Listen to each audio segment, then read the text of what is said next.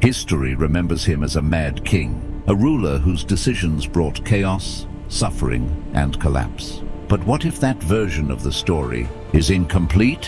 What if the man history calls mad was actually one of the most intelligent rulers of his time? This is the story of Muhammad bin Tughlaq, a king whose ideas were far ahead of his era, but whose execution turned brilliance into disaster. Born into power, he was unlike most rulers of the medieval world. He was highly educated, deeply curious, and intellectually ambitious. He studied philosophy, logic, astronomy, mathematics, even medicine. He wasn't just a king who ruled with a sword. He was a man who believed in ideas. When he became the Sultan of Delhi in 1325, he inherited one of the largest empires in the region, a kingdom rich in resources, powerful in military strength, and filled with potential. But for him, it wasn't enough. He didn't just want to rule an empire. He wanted to redesign it. And that's where everything began to change.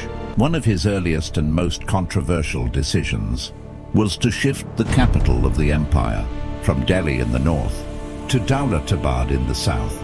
On paper, it seemed like a strategic masterstroke, a more central location, better control over distant regions, stronger defense against invasions.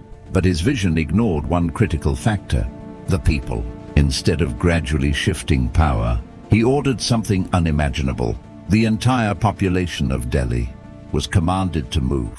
Families were forced to abandon their homes, their businesses, their history.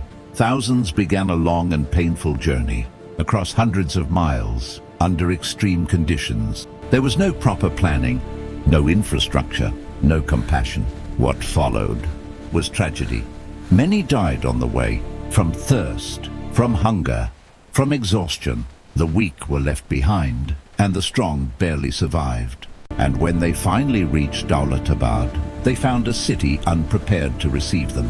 Water was limited, resources were stretched, hope was fading. Eventually, the Sultan realized his mistake. The capital was moved back to Delhi, but by then, the damage was irreversible. Trust had been shattered, and yet, he did not stop. In fact, his next decision would prove even more dangerous. In an attempt to strengthen the economy, he introduced a new system of currency. Instead of relying on expensive silver coins, he ordered the use of copper coins, assigning them the same value. It was a bold and innovative idea, a concept that centuries later would resemble modern economic systems. But once again, his vision lacked control. There were no strict regulations, no secure minting system, no way to prevent misuse. And so, the system collapsed. People began producing their own coins. Homes turned into illegal mints. Fake currency flooded the markets. Within a short time, the economy spiraled into chaos. Trade broke down, confidence disappeared, and the empire began to bleed from within.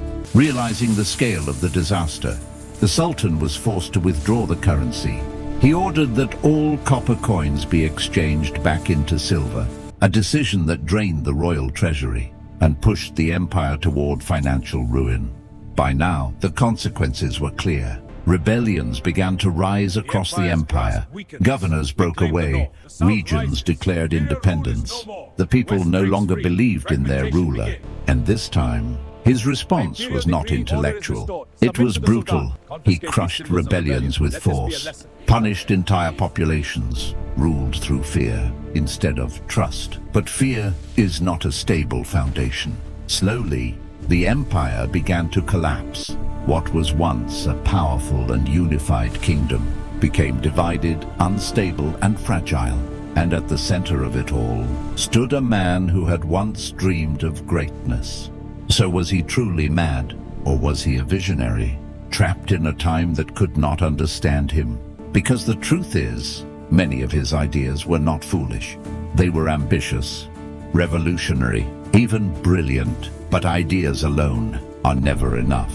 Without planning, without patience, without understanding people, even the greatest visions can turn into disasters. In 1351, Muhammad bin Tughlaq died while trying to suppress yet another rebellion.